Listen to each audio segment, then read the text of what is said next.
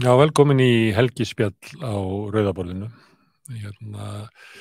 Hún Berglín Rós Magnúsdóttir kom hingað og við ætlum að ræða alls konar, ótrúlega margt. En svona af því sem að þú hefur verið að rannsaka, skrifa og fjalla að þá kærleikurinn fremstur, segir Páll Póstóli, þannig við höfum að byrja þar. Byrja á kærleikanum. Byrja á kærleikanum. Já. Ástarkraftur. Já, hann orkugjafinn. Já, hvað er þetta að fjalla? Sko, þetta auðvitað hugtak sem er ættað frá henni Önnu Guðrúnu Jónasdóttur og sem hún í rauninni byggir á marxískum kenningum og hugmyndum. Kærleiksríki ekki Marx? Nei, hún tekur hugtak Marx sem er vinnukraftur eða labor power og við vitum alveg hvernig það var skilgreint. Ég meina það var skilgreint sem í rauninni megin orkugjafinn, lífskrafturinn okkar, að bara þessi þörf fyrir að láta gott af sér leiða, vinna, lífsorkan fór að megnu til í vinnu. Þannig seldu vinnu hjá Marx. Já, seldu vinnu. Kannski kraftur samfélagsins. Aflið í samfélaginu. Já. Og Svo er ólaunuð vinna að það. Er það ástarkrafturinn? Að meðal annars, en ekki eingöngu. Hún er af einhverju leyti náttúrulega bara launuð og við erum að nota ástarkraftin okkar sérstaklega í kennslu og umönnunar störfum og í þjónustu störfum, þar sem við erum mikið í samskiptum og þannig að þetta er lífskraftur sem að kannski er ekkit minna virði heldur en vinnukrafturinn. Því vinnukrafturinn er eitthvað sem að í rauninni skapaði hagkerfið, það er grundvöllurinn að hagkerfinu. Mælanlega hagkerfi. Já, hinu mælanlega hagkerfi. En ástarkrafturinn er auðvitað grundvöllurinn að kynverundarkerfinu.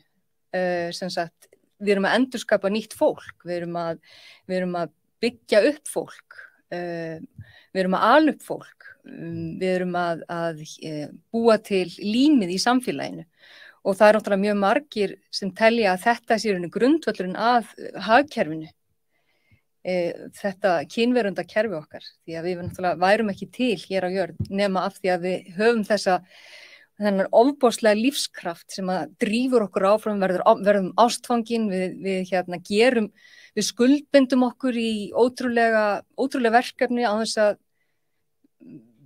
fá nokkuð fyrir, eða það er bara af því að hugsjónin okkar og lífskrafturinn beinir okkur þangað. En þetta hefur kannski ekkit mikið verið fjallað eða skilgreint. Fólk er með mjög skilgreindar hugmyndir í hvaða eyðir vinnukrafti sínum. En það er kannski ekki endilega með mjög skýrar hugmyndir hvert ástarkrafturinn þeirra dreifist. Sumir eru að fara með í vinnuna? Já, sumir og kannski deilunum ekkit ofsalega mikið inn á við í fjölskylduna, heldur kannski bara út á við og þiggja meira bara inn á fjölskyldinu og þetta er eitt af því sem að tengist kynjakerfinu og svo framvegis. Þannig að þetta er voða margt, sko, ég er alveg á fullu að reyna Já, ég er líka bara að byrja, sko. En þetta er alveg bara frá svona ástarkraftinum sem er bara ástin og kærleikurinn og yfir í ólaunuð umönnunarstörf, yfir í eitthvað sem er bara allt hitt. Þú tökur bara launaða hagkerfið og ástarkrafturinn það bara allt hitt. Já, nei. Þú voru hjálpað mér að skilja. Já. Nei, sko þetta er eins og sko Anna Guðrún setti það fram, þá tengist þetta kynverundarkerfinu og þessari svona einn liðurinn er þessi umhyggjuvinna sem að er að einhverju leyti skilgreind inn í hagkerfið. Við erum að greiða fyrir slíka vinnu, Norðurlöndin meira en önnur lönd.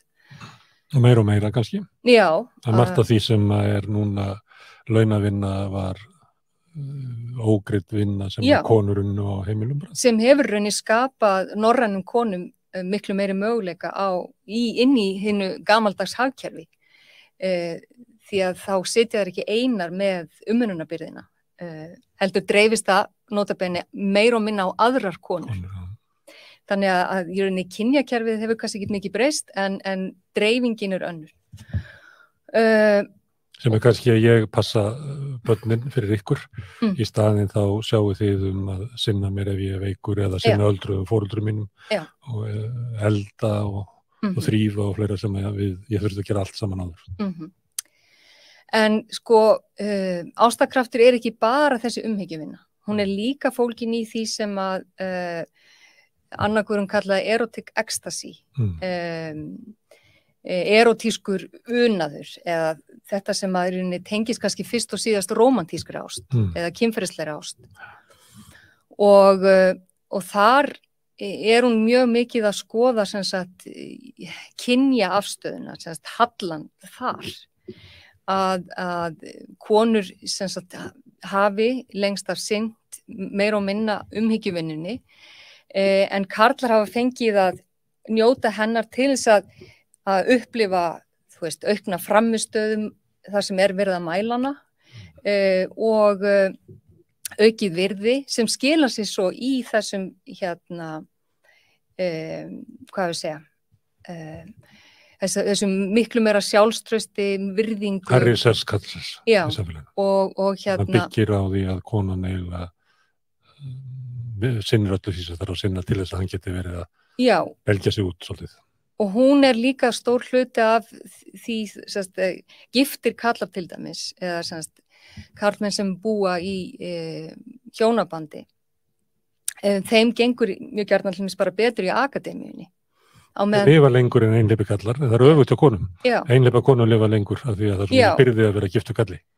Og það sem er mjög, sko, í rauninni miklar kvaðir í vinnu og svo framvegis, þá er svona mjög, það er miklu sjaldgæfara að konan búi við hvað við segja, það að kallinn stjani svona mikið við hana eins og við kannski sjáum miklu oftar á hinvegin það sem framakallar njóta þessa og svo er þetta líka sko varðandi þennan erotíska unað sem að konan og þjónakallinn. Já, þannig að þetta snýst sko hver gefur af sínum ástarkrafti og hver fær og hvert fer þá þessi ástarkraftur sem að karlmaðurinn auðvitað hefur í sér, ekkit síður en konur. Þetta er svo engan veginn þannig að konur fæðist með einhverjum hætti með einhverja meiri þörf fyrir Samfélagið er fljótt að reka alla á sinn bás, eða ekki? Jú, og þannig að karlinn getur þá nýtt sinn ástarkraft í meira út af við sem að auðvitað skilar honum tilbaka ýmsum kostum og svo má ekki gleyma því að ef að kallar veita af ástarkraftið sínum út af við þá er meira tekið eftir því, þeir fá meiri umbun fyrir það. Það er gert ráð fyrir því að konur séu umhyggjusamar til dæmis í kennslumati í háskólum en karlar sem sýna slíka hegðun, þeir eru dýrkaðir fyrir það. Og svona fá miklu meiri á meðan það bara svona gefin staða að konan eigi að haga sér þannig. Þannig að þetta er svona og svo er þetta annað sem skiptir gríðarlegu máli í þessu að það er það tilfinning og auðmagn sem við höfum í farteskinu þegar við hefjum okkar lífsgöngu. Og það er auðvitað ofsalega misjafnt hvað fólk hefur raunni mikið bolmagn til þess að gefa af sér. Hvað út að grífa, hvað er mismjöft? Það er bara hversu mikinn ástarkraft þú fengið í uppeldinu og mikinn stöðning og hversu mikið öryggi þú hefur búið við. Þetta allt hefur áhrif þannig að fólk sem að hefur búið við öryggisleysi, mikla flutninga, jafnvel einelti, alkoholisma og svo framvegis sem er nú býsna algengur hérna á Íslandi. Þeir hafa minna þol fyrir áföllum, fyrir ómiklu álagi, og eru kannski ekki þess megnir að gefa endalaust af sér. Koma úr enskunni með svona hól inn í sér sem aldrei fyllist. Já, eða bara eru á varðbergi, gagnvart djúptengslum til dæmis, vegna þess að þeir hafa oft verið sviknir og við vitum auðvitað að við sem manneskjur erum fyrst og fremst tengslaverur. Þannig að ef við erum í einhvers konar innri baráttu í okkar tengslum þá hefur það gríðarlega áhrif á allt annað. Og við erum að stóru leyti það sem er á milli okkar og annars fólks. Já, algjörlega. og þetta eitthvað sem við þurfum auðvitað að rækta miklu betur og huga miklu betur að. Í staðan fyrir að skoða alltaf frammistöð út frá mjög svo þröngum mælikvörðum. Hvað gerur þú? Það er spurt, hvað þú ert svona, hvað gerur þú? Hver er staðað inn í framleiðsluhagkerfinu? Já, í framleiðsluhagkerfinu þá er ég prófessor við Háskóla Íslands í uppeldis- og menntunarfræði. En í kærleikskraftinum, hvað er þetta? Herri, ég er fráskilin og á tvær dætur og ólst upp í mjög fámennu samfélagi norður í Fljótum í Skagafirði. Sorpið ólðu upp? Ég get nú varla kallað þorp 20 barna grunnskóli og fór svo þaðan í Varmahlíðaskóla á heimavist, þannig að ég var 12 ára svolítið bara farin að ala mig upp sjálf og er svo heimavist í menntaskólanum á Akureyri þar á eftir, þannig ég er 7 ára heimavist og fer svo til Reykjavíkur og þaðan til Bandaríkjanna og Bretlands og í framhaldsnám. En að þú lýstir svo áðan að það skiptir svo miklu máli hvaðan við komum og hversu við njótum, er þessi stelpa norðan, hún fylgir þér alltaf og hún eiginlega hefur markað svona hvort þú treystir fólki?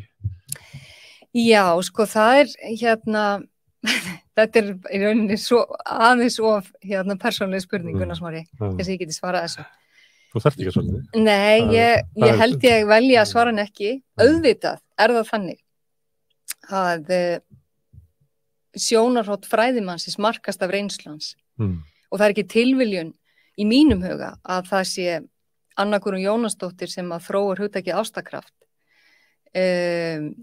Hún er með Segðu mig frá henni. Sjónarhorn. Ég held að það sé ekki allir sem eru að hlusta á okkur sem að viti hver hún er. Hún starfaði í Svíþjóð. Já, hún er líka norðan og var er líka af skagfirskum ættum og var í menntaskólanum á Akureyri á sínum tíma þegar að konur voru þar náttúrulega í miklu minnihluta. Hún eignast barn á menntaskólaaldri og það markar ofboðslega stöðuna þrátt fyrir að hafa verið dúks og þrátt fyrir að hafa verið með afburða hæfileika og svo framvegis, þá er kynverundakerfið, eins og ég nefndi áðan, það tekur einhvern veginn yfir hennar líf miklu meira en líf eiginmannsins. En nú er ég að túlka hennar sögu, bara svo, það er ekki hún sem hefur sett þetta svona fram, en ég bara hef verið að kynna mér hennar sögu. Og en sko, það eru margir sem telja að það hefði mögulega hver sem geta þróað kenningar ástakraft út frá marxískum hugmyndum. En fyrir mér er það ekki tilviljun. Og það sem ég hef verið að skrifa til mér sem stétt er meðal annars fólki í því að ég er náttúrulega kannski mjög gott dæmi mannesku sem að ferðast upp stéttastegan. Og þannig ég veit hvernig tilfinning það er. Ég veit hvaða tækifæri og hvaða breytingar hafa orðið á lífi mínu við það. Að labba upp með stétt. Já. Viðmót annarra tækifæri í samfélaginu. Já, það er bara, og varandi að hafa rödd. Kannski sem að þú áttaðið ekki á með og varst í lægri stéttum. Nei. Það er þú losnar við attitútið sem samfélagi hefur gagnvart í að þá kannski sérðu það skýrt. Já, og það er líka kannski fólki í því að ég náttúrulega aln upp í fámenninu þar sem kannski ríkti alveg líka ofboðslega karllæg menning. Konur voru í rauninni hvergi sýnilegar í neinum stöðum, ekki eins og sem kennarar á þeim tíma þegar ég var.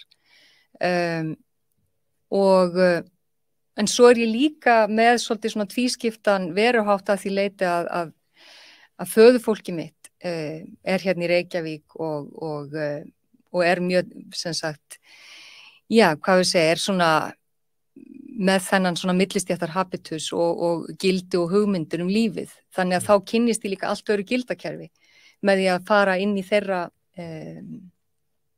heimsýn í gegnum mínar heimsóknir og svo framvegis. Þannig að þetta hefur alltaf, og ég átti fyrst óbúslega erfitt með að laga með að því. Þannig að þetta er það svo, fyrir mér hefur það alltaf verið svo ofboðslega skrítið þegar fólk heldur í fram að Ísland sé stéttlaust. Bara út frá þessari reynslu sem ég hef aflað mig, hvað þá í gegnum alla mína rannsóknir sem hafi rauninni stutt margt af því sem að ég hef lesið erlendis og gegnum mína reynslu. Er það ekki fátíðar í dag að fólk haldi fram Íslands sé stéttlaust? Jú, það hefur skapast gríðarlega. Það bara meiri stéttaskipting núna. Það meirist, já. Húsnæðismarkaðurinn afhjúpar stéttaskiptingu fyrir ungu fólki, þar sem að þau sem eiga efnaðarforeldra geta keypt sér, hinir eru fastir á leigumarkaði, þannig að það er svona atriði. Það líka þannig að mér finnst þetta eins og kannski mín kynslóð og eldri að krakkar voru að vinna á sumrin að þá voru allir að vinna saman, þú veist, sonur ríka karlsins og verkalýðurinn saman einhvern veginn. Ég held að það sé ekki þannig lengur. Ég held að það sé miklu aðgreindara samfélag. Já. Og það var rannsóknum hittast bara minna. Já, það er breytingin, sko. Jú, það verður orðið örlítið meiri stéttaskipting, en ég held að megin línan eða sem sagt ástæðan fyrir þessari tilfinningu fólks einmitt eins og þú segir, þessi aukna aðgreining milli stétta. Það er bæði í gegnum náttúrulega samskiptamiðla, í gegnum skólaval og bara vinaval. Það er orðið miklu svona, það er bara viðurkennt sem hugmynd að þú eigi bara að umgangast þá sem einhvern veginn auka verðmætið þitt nánast. Ég segi þetta svona, já, segi þetta alveg svona brútal, sko. Það hefur alltaf verið að tilkynna bara að styrkja tengslanið þitt, sem að þýðir að þú hendir út klíkuvættu þessu fyrst. Já, og þú hendir þá út ákveðnum aðilum sem að uppfylla ekki ákveðin skilyrði í því. Og það er líka mjög stéttengt. Og þetta gerist kannski mörguleita sjálfur sér í gegnum framhaldsskólaval, því það hefur líka orðið miklu einsleitari hópur sem fer inn í þá skóla sem eru svona hæstir í stigveldinu. Sem blöndunum þar hefur minnkað og já, þannig að þetta er og kerfið einhvern veginn svona sjálfkrafa ítur undir til dæmis með því að þau standa sig best í skóla sem fá mesta stuðning heima og það er á heimilum sem að hafa gengið menntaveginn. Það er eitt. Annað er að fólk raða sér í hverfi eftir Akkurat, og þetta er allt sem ég er allt sem ég er búin að vera að skrifa og þannig að það er bæði hverfasamsetningin og skólavalið og það er eitt sem ég vil leggja áherslu á, því auðvitað höfum við alltaf haft, líka þegar ég var að sækja framhaldsskóla, þá var það þannig að það var tekin eftir einkunnum. En þá þurftu nemendur ekki til þess að komast í þessa sem við getum kallað elituskóla sem að í rauninni voru með hátt hlutfall af nemendum sem þeir höfnuðu, hátt höfnarhlutfall. Þá var kannski nóg að vera með 8 í meðalengun eða núna þarft að vera með milli 9 og 10 og þá reynir miklu meira á að þú hafi verið keypt handaðir enskunámskeið úti í enskumælandi landi og það reynir á að þú ert búin að þjálfa með þér ákveðin aga í gegnum mjög ríkulegt tónlistar eða íþróttauppeldi eða frá blautu barnsbeini og svona þessi rosalega sinna og eftirfylgni með metnaði foreldrana, svona tiger mom stemming. Já, og virkni þeirra inn í skólakerfinu sjálfu og sýnileiki. Það er líka þannig að kennarar upplifa það meira en áður, það hefur líka komið fram í mínu rannsóknum að það er meiri pressa frá ákveðnum foreldrum að nemendur fái tilteknar einkunnir og ég tala ekki eftir að samræmduprófin voru lögð af og skólaeinkunnir fóru að gilda meira inn í framhaldsskólana. Þannig að þetta er alls konar mál sem að tengjast þessum breytingum. Þeir foreldrar sem að þrýsta á að einkunn barnsins verði hækkuð, og það sé þá líklega í foreldrar sem hafi svona status til að gera það. Já, ég meina það er bara þannig að þú kemur inn með þitt tákgræna auðmagn. Þú kemur inn í skólan með allt þitt auðmagn með þér. Og það er bara ekki að líta fram hjá því af því að við erum tengslaverur að það markar samskiptin alveg sama hversu fagleg við ætlum okkur að vera og þetta hefur margóft peningilegt auðmagn mennta auðmagn, Sko, félagslegt auðmagn. Tákrænt auðmagn er í rauninni samsetningin á öllu þessu auðmagni, efnahagslegu, félagslegu og menningarlegu, og tákræna auðmagnið gerir það verkum að þú hefur rödd í samfélaginu, og þú veist, ég kannski sem kennari að þessi foreldri geti bara mætt í næsta viðtal einhvers staðar, eða hann getur markað hugmyndir svo stórs hóps skólan sem þú starfar í, að kennaran og svo framvegis. Þannig að þetta Það er bara meiri vald en kennarinn. Já, í rauninni foreldraræði hefur svolítið kannski tekið yfir hið venjulega lýðræði, vegna þess að ef við stillum við þannig upp að aðalatriði sé að foreldrar séu nógu virkir í skólastarfinu, þá þurfum við líka að skapa þannig tækifæri fyrir alla foreldra. Við vitum alveg að það eru ákveðin hópi foreldra sem hefur endalausan sveigjanleika í sínum störfum, getur hoppað inn hvenær og hvar sem er, og skapað sér og sínum betri valdastöðu. En einstæða móðurinn sem kemur að tala við kennaran, hún mætir ekki með neitt. Það er sko allt önnur staða, og þetta er, ég hef skrifað þetta greina með Helgu Hafdísi, sérkennara, þar sem það var líka talað hvernig svona til dæmis bara fundir með sérfræðingum og starfsfólki skólans. Það er kannski 5-6 bara svona stóri dómur fyrir fram að þig, og þú ert móður sem datt út úr skóla í framhaldsskóla. Hvernig líður þér og í hvað stöð ert þú gagnvart öllum þessum hópi? Og það er verið að tala um barnið þitt og hvað er mikið vandamál. Versus sko sérfræðingurinn sem að hefur alla innsýn í leikreglur skólasamfélagsins. Hann kemur inn og er sterkur á móti þessum embættismönnum skólans og þau láta eftir honum. En virkar það líka öfugt að vegna þess að einstæða móðurinn sem að þú tókst dæmi af, þegar hún kemur, að valdsmennirnir í skólanum kannski bara heyri ekki hvað hann er að segja og séu svona líklegri til þess að segja bara nei? Sko það er miklu líklegra, og það er bara þekkt úr erlendum rannsóknum einnig að þau vandamál sem að liggja á borðinu varðandi nemandan eða barnið, að þau séu eignuð foreldrinu ef að foreldri kemur úr lægri stéttum, frekar en að það sé eignað kerfinu eða einhverjum vandamálum í aðstæðum og svo framvegis. Öfugt við fólki sem kemur af sterkum heimilum, að þá eru foreldrin óefnir að eiga svona óþekkt barn, en óþekka barnið er eiginlega afsprengi einstæða móðurins. Svolítið þannig sko. Þetta er miskunnarlaust. Þetta er ansi miskunnarlaust og og eitthvað sem að hefur skapast aukin meðvitund og nú ætlum ég bara að taka það fram að það er sko í rauninni minni foreldravirkni hér heldur víða annars þar, þannig að þetta er ekkit komið. Þetta gæti komið hingað. Ég er að segja það, þetta er ekkit komið svona langt, við erum ekki með foreldraræði hérna í skóla. Allir ósiður í útlöndu koma hingað. Já, en það er allavega þess virði að ræða núna til þess að koma sér hjá þessum. En að því að við erum að tala um skólana og þetta skiptir ekki skólum. Já. Finnst þér mikilvægt að skólarnir séu blandaðir, og þá er ég ekki að tala um að séu fatlaðir og ófatlaðir, heldur að séu fátækir og ríkir, að það séu innflytjendur og innfæddir, að það séu alls konar fólk, ekki bara til þess að gefa, maður gæti hugsað að gefa hinnum lagarsettu meiri tækifæri, ekki einangra þeim frá helstu tækifærunum, heldur líka til þess að gefa hinnum betursettu tækifæri til þess að búa í bara eðlilegu, lýðræðislegu samfélagi þar sem að fólk alls konar. Sko ég er bara ekki síst að hugsa þá, sem að finnur til með Garðabænum. Já, sem verða elíta landsins og raða sér í allar helstu stjórnunarstöður og bæði á alþingi og í fyrirtækjum. Og öðlast þetta tákræna auðmagn í samfélaginu, öðlast rödd.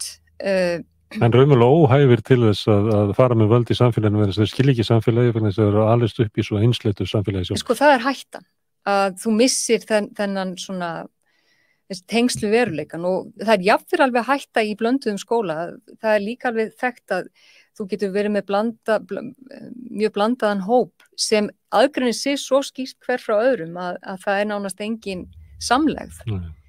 Þannig að það er í sjálf sér ekkert heldur sem að tryggir það nema öflug námskrá og hvað gert í skólanum sem getur mögulega tryggt að þess áttar nám eigi sér stað og öflugt félagslíf þar sem nemendur eru virkjaðir. Þjálfaðir í að hafa rödd. Þú sagði námskrá og þú veit ekki þáttu að búa til námskrá? Já,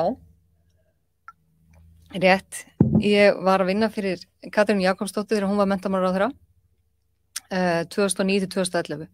Akkurat þegar við vorum að vinna að námskránu.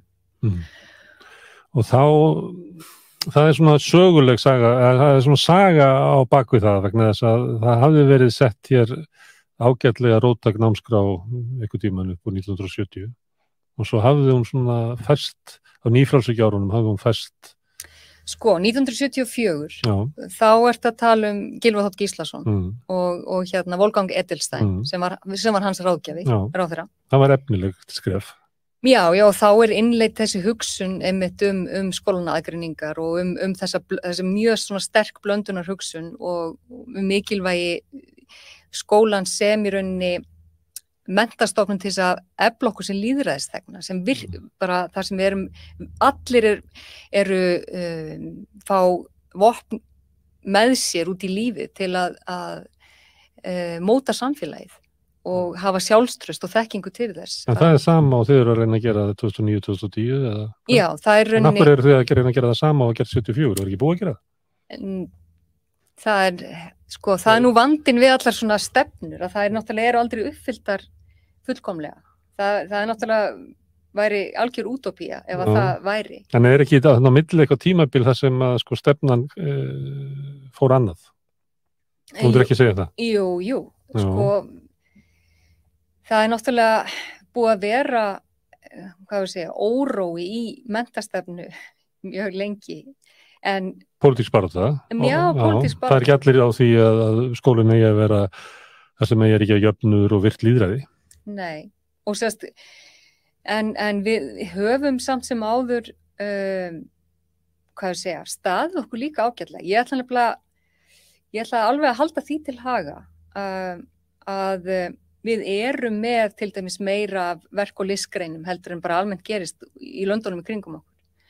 Við erum til dæmis með sköpun og leik sem megin viðmið í skólastarfi, í leik og lægri stigum grunnskóla. Ég er með börn í grunnskólum og bara listagreinar eru bara að fjara út, sko. Já, ég veit að þetta er að minnka, en Svo er bara sagt að það er svo erfitt að ráða og ég bara trúi ekki, sko. Ég held þetta bara sparnaðurinn og aðhaldið bitnið þarna.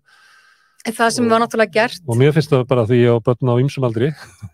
Ég er með eitt svona örverfi. Og mér finnst þess að það sé bara miklu verra. Já, sko. Svo ég verði leiðilegi maðurinn. Já, en sko Barbara Kerr er prófessor við Kansas og gerði rannsókn sem að var svolítið fín, sko, vegna þess að bandaríska kerfið, af því ég var nú þar í 2 ár í mínu doktorsnámi. Það er náttúrulega allt þetta gengi svo miklu lengra, þannig ég þekki það líka, hvernig það er og hvernig sko ákveðna mæður eru bara svona gangandi velferðarkerfi fyrir skólan. Við erum ekki að missa þetta, svona, það er ennþá. Já, þar er það eina leiðin að foreldrar komi og kenni börnunum að prjóna. Að einhver foreldri komi inn með sjálfbærnimenntun eða þá er það sko svo mikið auka að það ásýrun ekki einhvern stað það komið út úr svona formulega skipulega, það er bara undir brúnna einhvern veginn, utan borgarmúruna. En við náttúrulega erum ennþá sko þessi grunnþættir sem að við Katrín settum á oddinn, þeir eru náttúrulega ennþá í gildi, þó séu kannski ekkit ofsalega margir af þeim ráðherrum sem tóku við, sem hafa kannski tekið almennilega utan þá. Ég meina við erum hérna með sko áherslu á menntun til sjálfbærni og það er mjög skýrt að það er að vera grunnþáttur í öllu sem gert í skólanum frá leikskóla upp í framhaldsskóla. Við erum með lýðræði og mannréttindi sem annan grunnþátt. Það sem áherslan er ekki síst á að nemendur sko læra að lifa í lýðræði og þú lærir ekki að lifa í lýðræði nema þú hafir blöndun, nema þú hafir ólíka aðila til þess að ræða við og takast á við. Í þriðja lagi það sköpunar grunnþátturinn. Og það auðvitað, list og verkranir auðvitað leiðandi þar, en það ekki síður verið að leggja áherslu á að við lærum í gegnum leik og að við skoðum sköpunarkraftin í öllum greinum. Í fjórða lagi það heilbrigði og velferð. Og mér sýnist það verða svona bara aðalatriði núna hjá núverandi ráðherra. Þannig að það svolítið eins og hver ráðherra taki svona eitthvað smá anga af þessu og innleiði með sínum hætti samt. Ekkert endilega í þeim takti sem var sett upp. Þannig að, og þetta sko að því nú ég búin að vera í rannsóknum á menntastefnu og við Jón Torfi skrifum með mitt greinum þróun menntastefnu hérna í Íslandi í samanburði við Norðurlöndin. Og það alveg augljóst að það eru ofsalega mikið ráðherra ræði hérna á Íslandi. Þannig að jafnvel einhver plögg sem hafi verið samþykkt og þetta hefur reglugerðar ígildi hérna aðalnámskrá. Þá eins og það bara einhvern veginn skiptir ekki máli þegar kemur nýr ráðherra sem þarf einhvern veginn að sanna sig með nýju plaggi. Þannig að þetta bara ákveðið vandamál. Við höldum ekki kúrs af því að það kemur einhver nýr kall í brúnna og hann allt í hennu fara áhuga á því að begin í þennan fjörð. Nákvæmlega. Og þannig að við erum með svolítið svona gloppótta stefnu að mörgu leyti. Og svo náttúrulega ýmsið eins og Jón Torfi segir, en hvenær hefur stefna skipt máli? Hefur hún einhver áhrif og svo framvegis? Ég velti fyrir mig þú varst að telja upp atriðin, sko. Já. Það stundum bara fullt af orðum, en það engar gjörðir, sko. Nei. Svo ég vitni nú í útigangsmann sem satt í stólnum þínum hérna í Viðtali í gær. Hann var alltaf að fá okkur orð, hvað þetta gera fyrir sig og hann þetta að fara á hitt og þetta og hann sagði þetta bara orð. Þannig hann var bara með þá reynslu að það bara ekkert samhengi á milli orða og gjörða. Nei. Í félagsmálabatteríu í Reykjavík. Og kannski þetta ákveðið vandamál hérna hjá okkur Íslendingum að við leggjum dálítið mikið upp úr því inn í ráðuneytunum og að búa til skjöl. En kannski leggjum við... Og fótóopmyndir fyrir ráðurann að skrifa undir eitthvað út í raunni helst. Já, en þú veist, það vantar kannski að koma þessu öll í framkvæmd. Og mæla það? Já, við mælum nú ýmislegt. Þú vilt ekki mæla það? Jú, bara endilega. Og það ég var að mæla ýmislegt ásamt mínum félögum í sambandi við dreifingu stétta og þetta allt mælingar. Þannig að... En svo þú með markmið og þú ætlar að fara eitthvað? Já, en ef markmiðið minni stéttaskiptingin af skólana, þá það að mæla það og það verður fylgst eftir því og þá væri bara bíp yfir Hagaskóla, það bara ekki nógu mikil það vantar, við þurfum að byggja félagslegar íbúðir í Fossvogi til þess að bjarga skólanum frá því að verða á einsleitur. Það væri við í svona aðgerðum, en við erum það ekki. Nei, ég sko veit... Meiri segja því að tala hverfin, að það var talað þannig að það vandamál hvað mikið innflytjendum í Breiðholti, en það vonlaust að fá að tala við fólk hvort það sé ekki vandamál að sé oflítið innflytjendum í 107. Já. Sem vandamál, sko. Já. Því að ég þekki fólk sem fátækt og býr í því hverfi og það bara rosalega erfitt. Já. Að vera einstæð móðir barns sem í skóla þar sem að flestir hafa það efnaðslega gott, eru af heimilum með mikla menntun og mikinn stuðning. Já. Það bara mjög erfitt. Já, það það. En ég veit eins og að Reykjavíkurborg hefur verið að reyna að skoða búsetu þróun og þannig að þessi svið sem að töluðust nánast ekkit við hérna fyrir einhverjum árum, þau eru aðeins farin að tala saman. Já, svo líka komin með Hagaskóla upp í Ármúla. Já, svo líka það. Það líka það. Herðu, ástarkrafturinn, því að þetta sveigðist aðeins yfir í stéttir. Jú. Ég ennþá að reyna að skilja. Finnst þér að með því að hugsa þetta svona, að þá sé það einhvern veginn að þetta sé góður staður til að horfa á ójöfnuð milli kynjanna og að með því að standa á þeim hól og horfa á það, að þá gætum við fundið einhverja lausn, þannig að við gætum unnið gegn ójafnrétti. Heldur sett með svona sterkan lykil einhvern veginn? Já, sko mér fannst þetta, þegar ég las þetta, Af því þegar ég les kenningar, þá hugsa ég náttúrulega alltaf bara hvernig ég hægt að nýta þær. Því að kenningar eru það nýtilegasta vopn sem nokkuð maður getur nýtt sér ef hún góð. Það ekkert gagna kenningun ef maður bara virki eins og hvort annars eldúsávald. Nákvæmlega. Að skera með því, að sneiða með því, eða hakka með því að gera eitthvað. Já, og ég upplýði þetta hugtak algjörlega þannig. En Anna-Guðrún að sjálfsögur leggur áherslu á það við þurfum mörg það er ekki ein lausn við öllu. Það er ekki ein lausn við öllu og það auðvitað við ástakraftin. Kemur hugmyndu hvernig þessi kenning getur orðið að verkfæri? Já, sko það er náttúrulega, ef við hugsum bara hjónabandsráðgjöf, þá náttúrulega hlýtur þetta að vera gríðarlega mikilvægt verkfæri þar. Til dæmis bara að skoða rómantísk sambönd eða sem sagt rómantíska ást, hvernig við einhvern veginn göngum inn í þetta kynjakerfi og þá fyrir maður að spyrja sig, býtu, af hverju ég að gefa svona mikið eða af hverju gef ég svona lítið og svo framvegis til þess að byggja upp tengsl eða byggja upp sambönd. Ég held að það sé til dæmis eitt gott dæmi og svo finnst mér annað mjög gott dæmi. Segjum að þetta með ungt par sem ólst upp á tímum nýfrjálshyggjunnar í upphafinni einstaklingshyggju og öll upplifaða bæði eða báðir eða báðar að ég sé alltaf að gefa og ég fæ bara ekki nóg. Já. En þá er þetta nýta nýfrjálshyggjuna líka í að kortleggja og skrá allt niður og þær eru að þróa tvær stúlkur app. Með myndkerfi. Það eru að þróa app sem heitir Heima og þar er sem sagt hægt að skrá niður bara öll helstu bara smáverk heimilisins og þetta er svona dæmum bara umhyggjuvinnu sem verður oft ósýnileg sem að kannski hvorugt áttar sig á að sé að gera. Og mikilvægt að sjá það með einhvern hætti. Jafnvel svona hætti sem að virkar ákvæðlegur, en þá er þetta leið til þess að þetta verður allavega sýnilegt og að sé þetta ræða það. Já, en leið... Og að rétta það þar með. En leið er þetta oft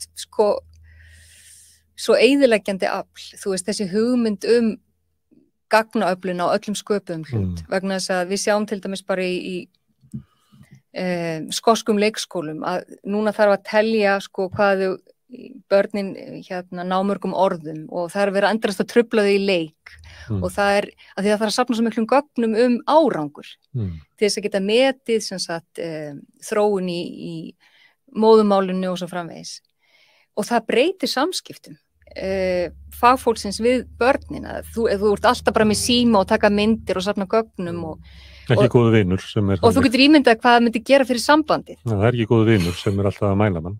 Nei, þannig að þú veist, þetta er samt sem áður eitthvað sem er í þróun og ég vildi nefna og hefur ábyggilega einhverja kosti en augljósa galla líka því að þetta getur einhvern veginn allt undið ómikið upp á sig og það eðlilega flæði sem við viljum hafa í samskiptunum þetta getur truflast.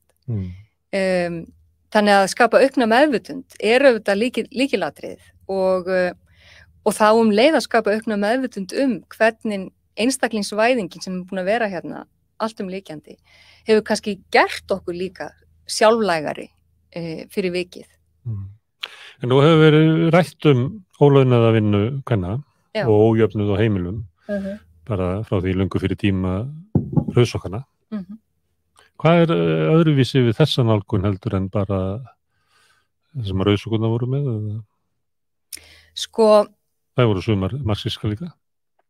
Já, þetta er góð spurning. Ég meina auðvitað eru þessar hugmyndir á sveimi hjá mörgum. Af því að ástandið vandinn til staðar. Það var enginn þeirra sem var með þess, fannst mér svona skýra og frábæra útfærslu kenningalega útfærslu að móta hugtakið ástakraftur með þessum hætti og setja það við hliðina á vinnukrafti sem allir þekkja og að tala arðrán á ástakrafti það er ansi sterkt og það hefur bit. Byrjaði að sýna sko mikilvægi kraftsins og svo hvernig hann og svo arðránið á hann. Í staðinn fyrir að koma og eiginlega bara vera kvarta. Já, þannig að þarna kannski hún að nýta hið karllæga orðfæri og hérna karllæga orðræðu og draga hana svolítið inn í þessa umræðu. Það þekkja allir Marx og þessar hugmyndir arðrán vinnukraftsins. Og þess vegna þetta, mér finnst þetta bara svo mikil snilld að setja þetta svona upp. Og ég hef ekki lesið neitt sem hefur sett þetta svona skýrt fram. Nei. En ef það svo mikil kraftur í þessu hugmynd, segjum að ég væri á stoppustofu, þú myndið spyrja mig hver á Íslandi verið að fjalla ástarkraftin? Ég segi Berglind Rós og svo ég bara Strand. Af hverju ekki fleiri í fylkingunni? Sko það eru mögulega fleiri. Sko við erum með við Silja Bára og fleiri stofnum hið Íslenska Ástarrannsóknarfélag. Rannsóknarstofnun. Já, sem að við erum alltaf að reyna að fá fleiri og fleiri inn í og það eru lykilnöfn eins og Anna Guðrún og Eva Ilú sem hefur verið að skoða í rauninni markaðsvæðingu tilfinningana, ekki síst ástar og fleiri svona sem við einhvern veginn höfum verið að reyna að kynna fyrir landsmönnum og í rauninni náttúrulega ótrúlegt að það eru 30 ár síðan að Anna Guðrún setti þessa hugmyndi fram ástarkraftin. Og við erum bara hér. Og það það sem ég bara mun seint jafna mig á og Anna Guðrún hlær nú að því sko, hvað ég er bitur yfir því að hafa verið að kynnast þessu svona seint. En þú sagði mér þetta ekki. Já, því að ég fór í gegnum mitt svona kynjafræði menntunarnám og tók ýmsa kúrsa sem þar sem ég fekk ekki innsýn í hennar kenningar, þó ég hafi að sjálfsögðu bara lesið marga frábæra fræðimenn, en þetta finnst mér bera af. Hefurðu þá trúað því að eftir einhver tíma verði þetta tungutak og þetta sjónarhorn og svona það sé fyrir að líta stjórnmálumræðina, kröfugerð, kvennastétta. Þetta verði svona það stórt hugtök, bara eitt af megin hugtökum samfélagsumræðunar? Sko bæði náttúrulega Sonja hjá BSRB, hún hefur nýtt þetta hugtak nú þegar. Ég veit ekki með Önnu Sólveigu, hún náttúrulega talar mjög mikið inn í þessa hugsun. Katrín Jakobsdóttir hefur gert það líka í sínum ræðum að einhverju marki. Þannig að þetta komið á flug, þetta hugtak. Og ég náttúrulega sjálfsögð mjög ánægð með það. Því að ég hef engan áhuga að vera í einhverjum fílabeinsturni upp í háskóla, ég vil einmitt hafa áhrif. Þetta á rót í Marx, þar sem þú ert að skoða í sambandi við stéttaskiptingu í skólunum. Já, það er á vísu, sko, ég tengi mig meira við Bourdieu, Pierre Bourdieu, annars konar sem að auðvitað nýtti kenningar Marx að einhverjum hluta í sinni kenningu. Ef ekki, af því að þú ert prófessor í þessu, segðu okkur muninn á stétta hugmyndum Marx og svo. Já, það er bara mjög, ég get reynt að gera það í mjög stuttumáli. Marx var náttúrulega fyrst og fremst að hugsa efnahagslega nauð og skiptingu á honum og hann skipti í rauninni, var með þessa tvískiptingu, það er náttúrulega bara auðmagseigendur og svo verkamenn. Sem er ekkert að selja nema vinnu sína. Já. Tapa nema leikjunum. Akkurat. En Bourdieu taldi að þetta væri talsett flóknara. Því við værum auðvitað með efnahagsauðin og hann auðvitað kannski væri það mikilvægasta. Hann ekki komið lengra inn í annað samfélag. Að sjálfsögðu. Þannig að hann benti okkur á að menningarauður og félagsauður væru væru ekkit væru síst mikilvægir og það má var einnig mikilvægir. Já, var einnig mikilvægir. Þannig að og skólakerfið, það auðvitað byggir mjög mikið á þeir sem að kannski njóta sín best í skólakerfinu eru þeir sem hafa mest af menningarauði, ekkit endilega af efnahagsauði. Og það er svona gott dæmi hversu miklu máli skiptir að hafa menningarauð. Þetta ruglar svolítið fólk í samfélaginu þegar það verið að tala stéttaskiptingu. Já. Og þú nefndir Sólveig Önnu, hún lendir oft í þessu að hún að tala sko millistétt og lágstétt og attitút millistéttarna til lágstéttarna sem að gefur lágstéttin ekki bara sína í rödd, þetta vil tala fyrir hana. Og þá fær hún rosalega harkalega viðbrögð á móti að því að það fólk sem að tilheyrir millistéttinni í þessari skilgreiningu sem á félagslega nauð og menntaauð en bara skítblankt. Alls skítblankt. Og finnst bara fáránlegt að það get ekki þá talað við þann sem blankur og blind fyrir því að svo sem blankur hérna megin, hann á enga félagslega nauð, engan menntaauð og eiginlega bara persóna non grata í samfélaginu. Þetta við ættum kannski að leggja okkur fram að kynna þetta fyrir fólki svo að losna við ykkur átök á milli hópa sem óþörf. Og sko ekki nóg með það, heldur safnar þessi hópur sér saman, til dæmis í hverfum. Alveg eins og... Þannig að blanka metafólkið. Já. Og ekki, það nefnilega að sjálfsögðu tímabundi blankt. En það að vísu að... Stundum lengi sá tími. Já, ég þekki það nú. Og það auðvitað, ég veit ekki, þetta nefnilega svolítið erfið umræða vegna þess að mín skoðun svo að millistéttin og lægristéttir ætturinn að vinna miklu meira saman. Það eru alla sameiginlega hagsmuni. Og ég skil ekki af hverju sko, þessir hópar taka sig ekki miklu betur saman. Af hverju heldur það að sé? Vegna þess að menntakerfið hefur kennt ákveðnum hópi að aðgreina sig mjög skýrt. Þannig að ég nú ætla að halda áfram að tala bara í svona einföldunum. Þannig að blanki millistéttar maðurinn, hann hefur þennan menntaauð og félagslega auð sem hann gefur, sem allt sem hann á og hann sér fátæka konuna sem á ekki neitt og þetta bara svo mikilvægt sem hann hefur. Já. Að ef hann sleppir þessu og fer að berjast þá eiginlega, það bara rosalegt sjálfsmyndar álag að þurfast að horfast í augu við það. Og þú ert kannski búin að koma þér í mjög mikla og erfiða skuldast vegna þess að þú menntaði þig svo og svo lengi sem að rýrir kannski enn frekar kjörðin og þá finnst þér einhvern veginn það ennþá erfiðara að þú sért settur einhvern veginn í hóp með fólki sem hefur ekki rata menntavegin. Þú sérði í umræðinni þessi átök sem hann á milli, það eins og það vanti kannski svona smá bara svona andlega uppliftingu í samfélaginu til þess að eiga betur við þessa umræðu og geta auðveldari hátt talað stéttaskiptingu og hvernig hún birtist ólíkt. Já, þetta náttúrulega bara birtingamynd ákveðin stéttisma, eins og maður getur sagt, stéttarhyggju.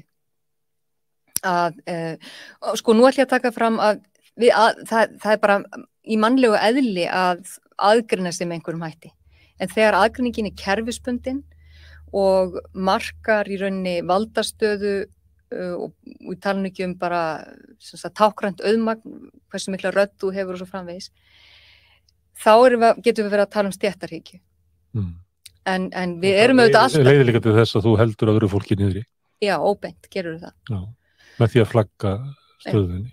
Sko, og telja þig að rétta á einhverju út á hana. Já, en ég ætla alveg að halda það til haga að menntafólk á Íslandi, það var náttúrulega áttið þannig sem bara nánast undir högg að sækja fyrir 20-30 árum. Það vantaði sko líka einhvers konar bara viðurkenningu á því að það skipti máli að fólk menntaði sig. Þannig að við erum þá allavega komið með þá viðurkenningu, en núna þurfum við bara að kannski að vera opnari fyrir því og kannski fólk líka að verja sig svolítið af því finnst það ekki fá þá viðurkenningu sem að því ber. Og verður hörulsort. Já. Þegar það gagnrýnt. Það alveg möguleiki, bæði launarlega og líka varðandi framkomu og svo framvegis. En þetta ekki einfalt. Nei, þannig að það mætti segja að menntafólk mætti vera rausnalegra gagnvart lágstéttunum. Gefa þeim meira svig, ekki tala eins mikið fyrir þau og hættir oft til að gera. Já. Ég veit þetta pirrar lágstéttafólk. Já. Og ég ætla að taka endurins dæmi, Guðmundur Hrafn sem formaður leiðarsamtakana, hann kallaður inn í svona hópa til þess að því að þjóðarsráðu Katrín sem þú vannst fyrir að vera að móta stefnulegenda og fullur salur af fólki og svo bara fyrst vorum eitthvað orðið skrítið svo fyrir hann og spyrir býtu, eitthvað leigjandi hér inni? Og hann var einu leigjandinn sko. Já. Þannig að þú veist, þetta alveg massíf bara eitthvað blinda á að sérfræði stéttin telji sig geta haft einsýn í ykkur hluti sem það hafa bara enga einsýn í ekki græna grunn. Nei. Þetta er flókið, sko, vegna þess að svo gefum við þeim sem að ganga mennta við gefum þeim auðvitað meiri tíma til að hugsa og greina og safna gögnum bara við venjulegt fólk. Þannig að auðvitað má segja að það er ekkert óeðlilegt að að sá sem hefur sett sig inn í eitthvað ef hann mögulega getur talað og lýst þeim veruleika sem að varpast fram í gögnum, þá sé ég í raun ekkert að því.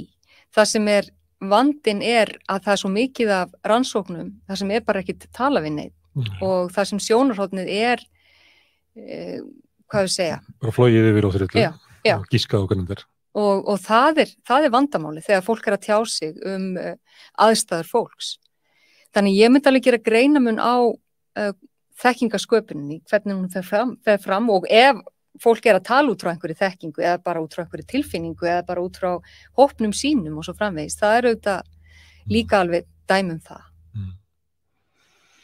Stéttabarátta, hefur áhuga á því? Já, ég náttúrulega bara fylgst með því og eins og ég segi Ertu svona marxísk að því liti að þú trúir að mestu líkurnar ná fram einhverjum jákvæðum breytingum í samfélaginu í gegnum stéttabaráttu, að hinn versettu gerir kröfur þeir sem að verða fyrir mestu ranglætin í samfélaginu gerir kröfur og náðu þeim fram að það sé snjallasta leiðin til að bæta samfélagið? Sko, ég held ég geti bara algjörlega tekið undir það að það auðvitað það sem sko meðal hans menntakerfið á að veita öll okkar fólki, það þessi leið til þess að valdefla sig sem manneskja. Stendur það ekki í formálunum þarna ykkar Katrínar? Nú veit maður aldrei hver skrifar þeirra stjórnmálamenn eru, hvort það sé ræðuritarinn eða...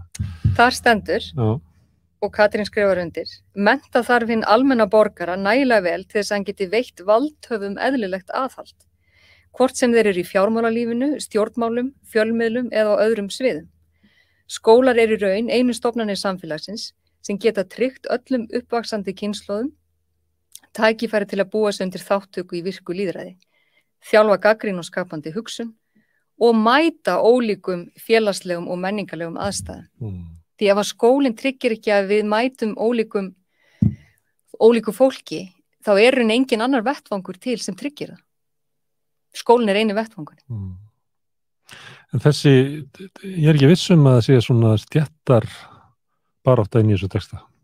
Þetta svolítið svona einstaklingar í samfélaginu og sem að... Við segjum að það að mennta alla til þess að vera færir að geta veitt valdhöfum aðhald.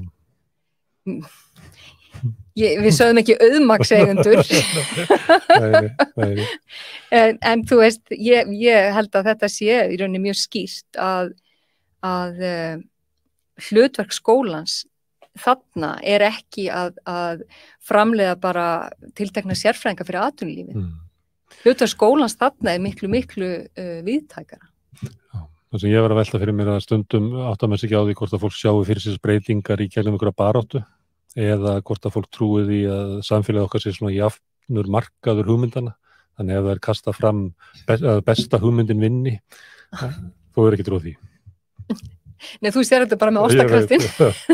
En stjórnmálin ofta talað þannig í stjórnmálunum eins og þessi samkeppni bestu hugmyndina. Já. Og hort framjá og því hvaða öfl eru þarna á bakvið. Já, nei, ég bara get aldrei tekið undir það. Herðu, þetta bara þannig eflast, verkalýðshreyfingin endurnýja sig. Já. Eru væntingar það? Eða ertu bara að horfa á skjálftana og þetta er rosalega miklar væringar þarna og breytingar í forystunni og afturbreytingar. Orðræðunni og hugtökunum. Já. Hver er andstæðingurinn, hvernig náum við að breyta þessu? Já, akkurat. Þannig að en ég held að það breytist ekkit fyrr en eins og ég sagði áðan, lægri og millistéttir taki sér saman. Já. Vegna þess að ef að kannski megin vinnukrafturinn, og ég tala ekki ástakrafturinn, fer í að aðgreina sig þarna, það bara að mínum að þetta sóun á krafti, lífskrafti. Ég pröfa að segja við millistéttarfólk. Það bara þegar maður í millistéttinni, þá maður í þeirri stöðu, það eiginlega ekki snjallt að berjast fyrir eigin hagsmunum. Besta leiðin fyrir millistéttin að berjast fyrir hagsmunum lágstéttarinnar. Þegar þú lyftir lágstéttinu upp, þá bætir þú stöðu millistéttinnar. Við sjáum dæmi eins og í Bandaríkjunum sem mjög upptekinn af millistéttin að berjast fyrir eigin hagsmuni. Þá hlunkast lágstéttin niður og millistéttin sígur. En þetta náttúrulega þolir ekki að heyra, hann megi ekki berjast fyrir sínum eigin hagsmunum, sko. Nei. En ég ákvað að segja þetta núna því að gott að vera hægt. Herðu, það breyti ekki í stéttabaráttunni. Já. Hvenna, því að ástakrafturinn snýst svolítið svona femíníska baráttu. Já. Hvernig hefur femíníska baráttu það?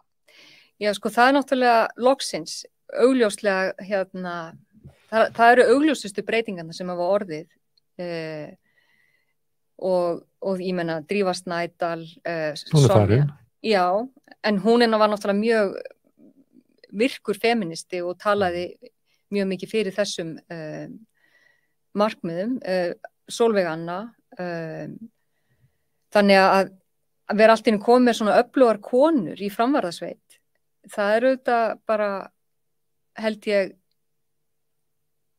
ein mesta breyting sem hefur orðið á valdakerfinu í íslensku samfélagi í langan tíma.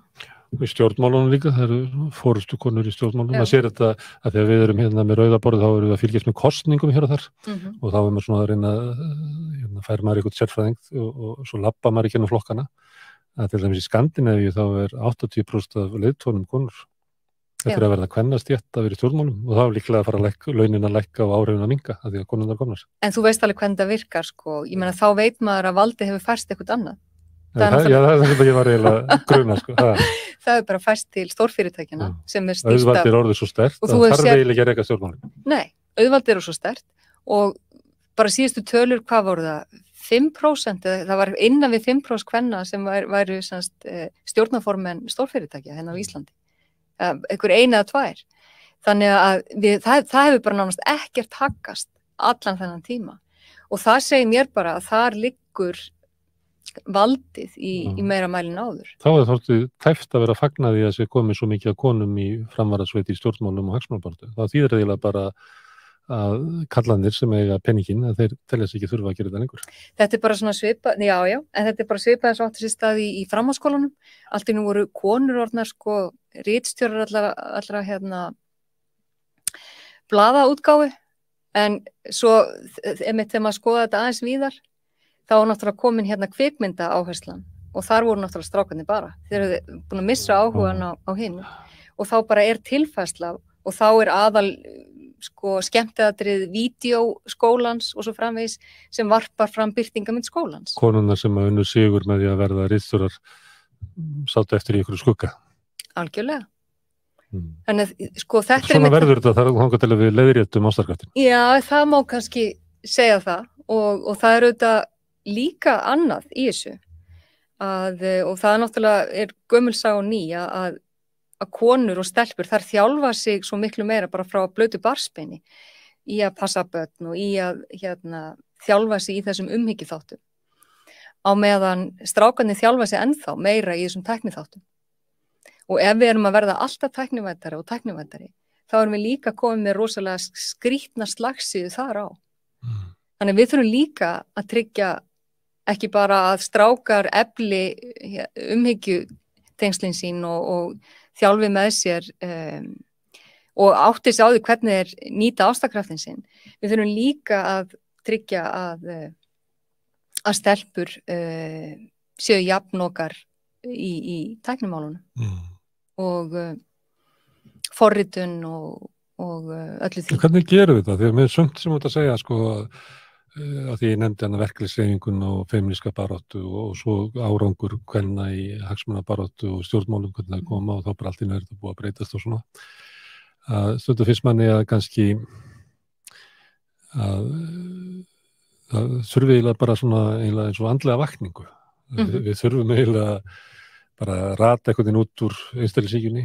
Ég var Agnieszka Sokolovska var hérna að tala það hvernig að vera Íslendingur, innflytjandi á Íslandi og hvernig íslenskan notuð sem svipa og hún finnur það að hún muni aldrei sleppi gegn, hún aldrei viðurkennd af því að hún muni ekki losna við hennan pólska heim, hún kom inn á 24 ára gömul og alveg eins og ef þú myndir flytja til Frakklands losnar aldrei við íslenska heimin og getur aldrei talað eins og Frakki, þannig við losnum aldrei við þetta og svona í þessu er svo mikil það er svo mikil verið að halda fólki niðri og þetta er svo mikil mannvonsk í þessu að maður verður alltaf fyrir sér að það er hægt að gera þetta í baráttu og það er nauðsynlegt að gera þetta í baráttu en kannski er það bara þurfum við bara eitthvað eins og andlega vakningu bara að við skulum bara hvað er það ekki vera fáviti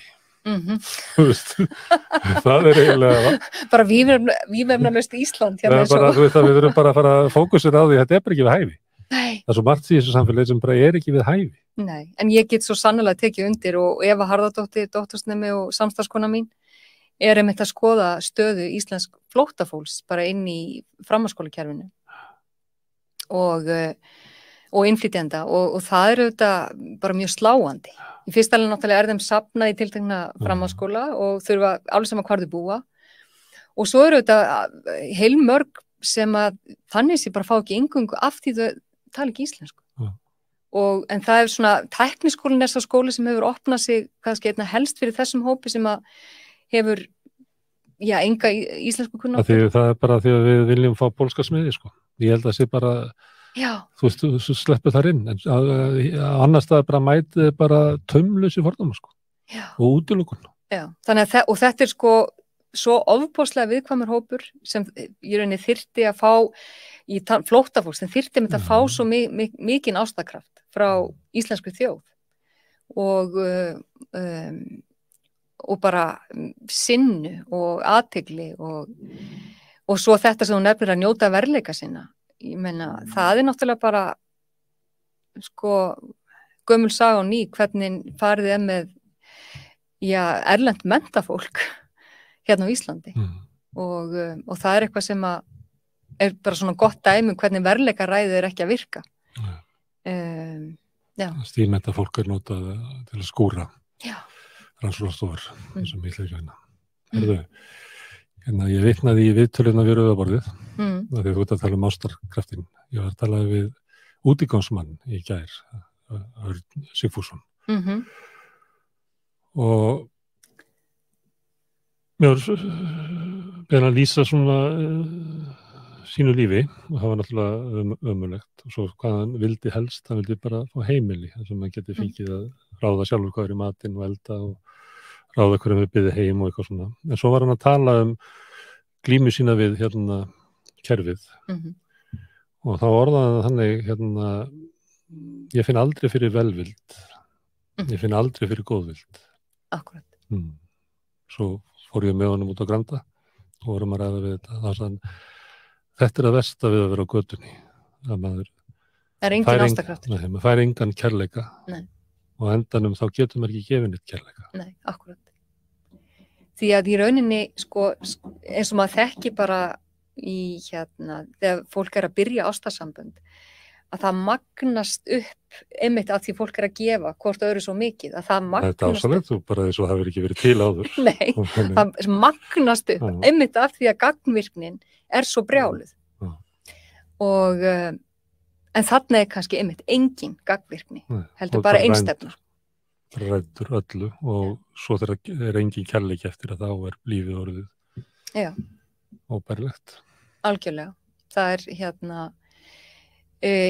sko því miður sína gögn sem að Eva Ilús og fleiri hafa verið að fjalla að náttúrulega einsemd sem fyrirbæri er náttúrulega að fara bara mjög vaxandi og það á við bara í öllum stéttum og tengsl brotna upp